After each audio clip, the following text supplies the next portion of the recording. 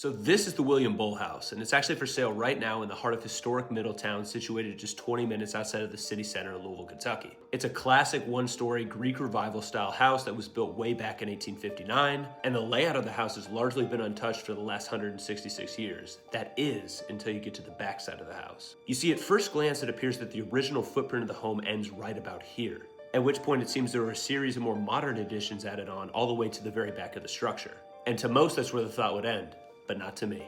You see, back 166 years ago, if you were standing in this exact same spot, you'd be looking at the main house that ended right here, and then a detached summer kitchen and detached slave quarters right behind that within about 10 to 20 feet from the back of the house. And then somewhere between then and now, someone decided to enclose these three different structures into one large house, with this more modern looking extension off the back being exactly where the kitchen and slave quarters would have been laid out.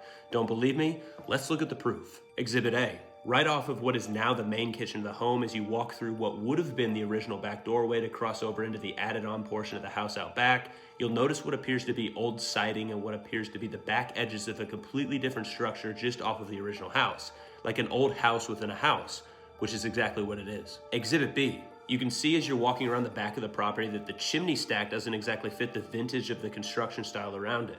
The bricks are weathered and the style fits the time period of what would have been used for something like that back in the day, both inside and outside, with a larger fireplace opening, perfect for cooking.